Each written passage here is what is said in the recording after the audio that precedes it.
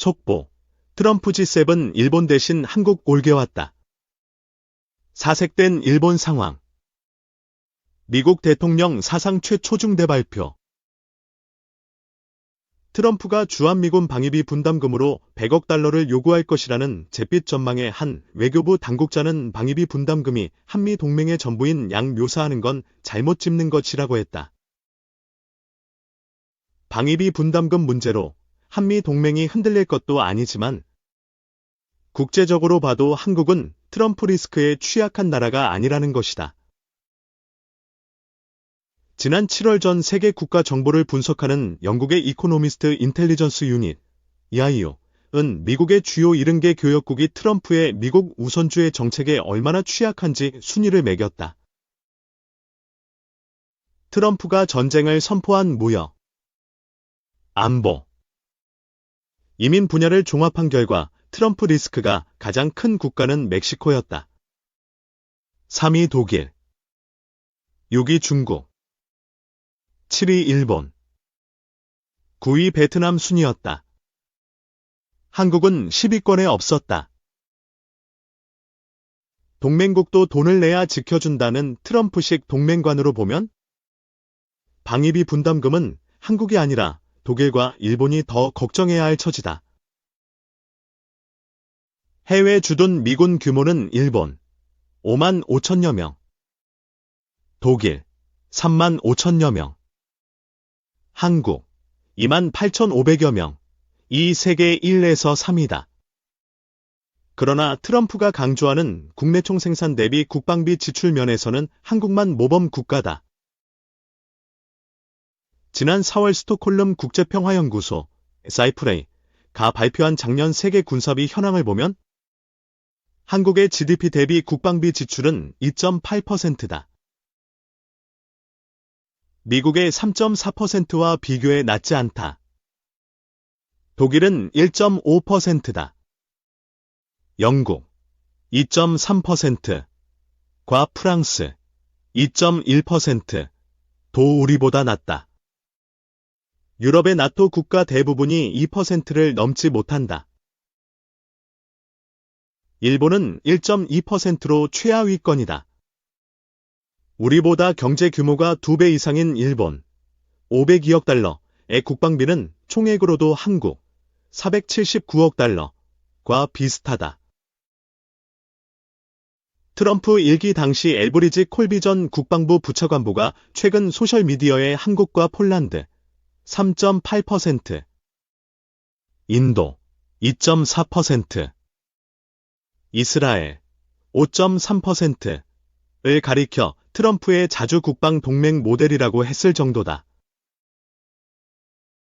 통상 문제도 한국은 대미 흑자 규모가 우리보다 큰 중국, 멕시코, 베트남, 독일, 아일랜드, 대만, 일본 등보다 트럼프의 우선순위에서 비켜나 있다. 한국은 작년 215억 달러를 투자한 세계 최대 미국 투자국이라는 이점도 있다. 트럼프식 협상의 광인, 전략은 이미 1기 집권 때 드러난 만큼 한국의 유리한 카드들을 협상의 지렛대로 최대한 이용해야 한다. 조태열 외교부 장관은 올해만 100번 넘는 공식 양자 회담을 했다. G7, 주요 7국을 포함한 유럽 국가 대부분이 먼저 요청을 했고 우리가 먼저 만나자고 한 경우는 거의 없었다고 한다. 실제 트럼프는 윤석열 대통령과의 첫 통화에서 한국의 조선업 협력부터 요청했다. 트럼프의 귀환이 어떤 국가들에는 분명 위기겠지만 모든 국가의 위기인 것은 아니다. 매일 조선일보에 실린 칼럼 5개가 담긴 뉴스레터를 받아보세요. 세상에 대한 통찰을 얻을 수 있습니다. 트럼프 충격 대비하는 일본, 영국과 경제판 2더하기 2창설. 일본과 영국 양국이 외무 경제 강요로 구성된 경제판 2더하기 2를 신설할 방침이라고 니혼게이자이 신문, 니케이 등 일본 언론이 보도했다.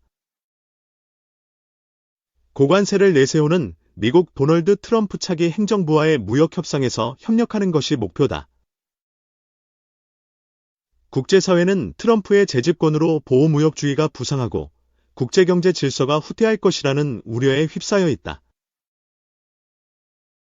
이러한 가운데 이시바 시게루 일본 총리와 키어 스타머 영국 총리는 18일부터 브라질 리오데자네이루에서 열리는 주요 20개국 G20 정상회의에 참석해 경제판 2+2회의 창설 합의를 목표로 한다.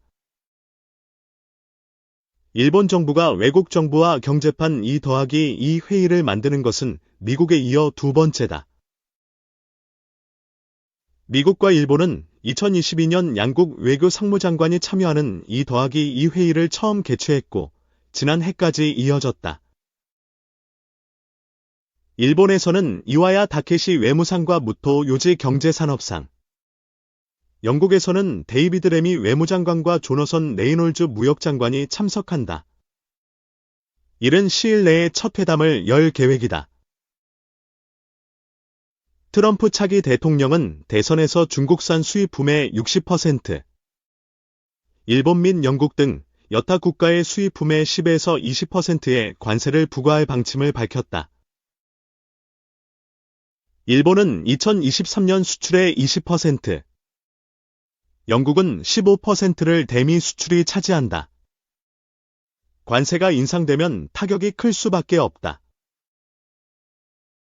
이와 관련해 일본 공영 네케는 주요 7개국 G7 회원국인 영국과 대화 틀을 만들어 긴밀한 관계로 이어가려는 의도가 있다고 전했다.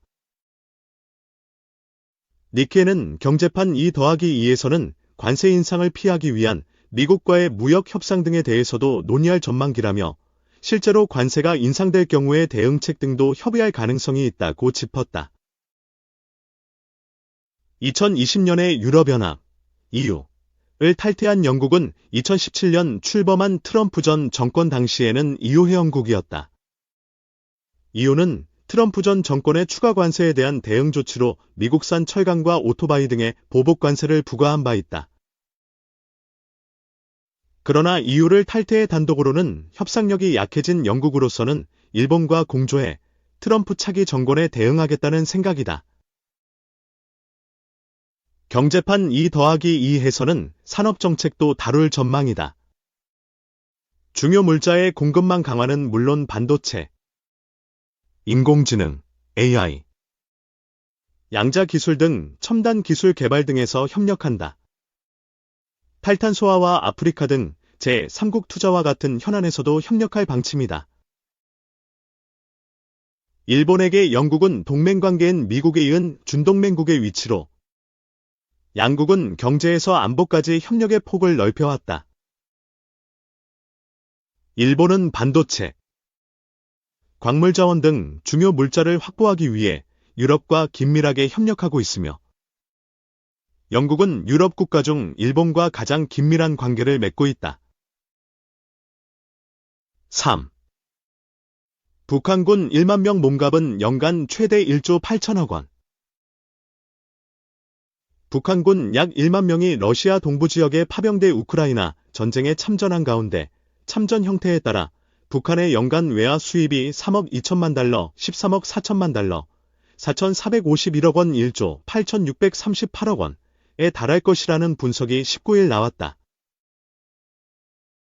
미국 국무부와 국정원 등에 따르면 현재 약 1만 명의 북한군이 러시아에 파병됐고 훈련을 마친 후 현재는 대부분 러시아 내 우크라이나 점령 지역인 쿠르스크 전선으로 이동해 러시아군과 함께 교전에 참여하고 있다. 임수호 국가안보전략연구원 북한연구실 책임연구위원은 최근 발표한 보고서 용병인가, 동맹군인가, 북한군 러시아 파병의 득과 실에서 북한이 우크라이나 전쟁 참전으로 얻게 될 경제적 이득과 전략적 정치-사회적 득실을 추산했다. 임 연구위원은 보고서에서 북한군의 참전 형태가 러시아 측에 고용되는 용병 형태인지, 북한이라는 국호를 사용하는 동맹군, 파병군인지에 따라 이들의 급여 수준이 결정된다고 분석했다. 현재 러시아군 소속 외국인 용병은 월 2,000에서 3,000달러, 278만에서 417만원의 급여와 2,000달러, 278만원의 입대 일시금을 받고 있다. 이에 따라 1만 명이 용병 형태로 참전할 경우 북한의 연간 외화 수입은 3억 2천만 달러, 4,451억 원, 라고 임 연구위원은 추정했다. 다만, 이 경우 파병군 운용에 소요되는 경비나 파병으로 인한 북한 내 병력 손실 보전비 등 간접적 파병 경비는 획득하지 못할 가능성이 크다. 그는 정식 동맹군의 형태로 파병될 경우 받게 될 금액은 베트남전 참전 당시 국군이 획득한 연소득과 비교해 추론했다. 베트남전 파병 국군은 현재 가치로 환산하면 인당 연소득 6,384달러 정도를 받았는데, 현재 북한군이 용병으로 참전했을 때 1인당 연소득은 한국군의 약 5배인 32,000달러로 추산된다. 또 베트남전 참전 당시의 직, 간접적 경비 수입을 기준으로 적용하면 북한도 직접적 파병 경비의 약 3.2배를 간접적 파병 경비로 획득할 수 있다고 분석했다. 임 연구위원은 물론 북한이 실제 어떤 형태의 참전을 결정할지는 경제적 고려보다는 전략적 고려에 따라 이루어질 공산이 크다며 북한은 정식 동맹군 형태의 참전을 선호할 것으로 예상한다고 분석했다. 그러면서 조약 발효와 무관하게 러시아 입장에서는 용병 형태 참전을 선호할 가능성이 커 보인다며, 경제적 측면에서 보면 간접 파병 경비를 지불하지 않아도 될 뿐 아니라 뒤에서 살펴볼 추가적인 원조, 제공의 부담을 지지 않아도 되기 때문이라고 설명했다. 보고서는 북한군 파병의 핵심은 외화 획득보다 러시아의 군사기술 원조 획득이라고 강조했다. 북한군 파병으로 얻는 외화 수입은 북한의 기존 수입원인 암호화폐 3억 2천만 달러, 해외 파견 근로자 송금 2억 7천만 달러, 석탄 밀수출 5억 5천만 달러과 비교했을 때 큰 차이가 없다. 베트남전 참전 당시 한국은 파견 경비 수입 10억 달러, 현재 가치 84억 달러, 외에도 원조, 차관, 현물, 기술 이전 형태로 40억 달러, 현재 가치 336억 달러를 추가로 획득했다. 따라서 북한도 마찬가지로 참전 결정 배경의 군사원조와 기술 지원 및 수출 진흥 지원금 범주에 해당하는 모종의 대가가 약속됐을 가능성이 높다는 것이다. 임 연구위원은 대량 살상무기 관련 기술과 품목, 현대화된 재래식 무기체계 도입, 그리고 대북 제재로 인해 돈이 있어도 들여올 수 없는 각종 설비, 부품, 자재 등 자본재가 포함될 것으로 보인다며, 이 항목들은 그간 북한이 군수물자를 지원 판매하는 대가로 러시아의 요청에 온 것들이라고 설명했다.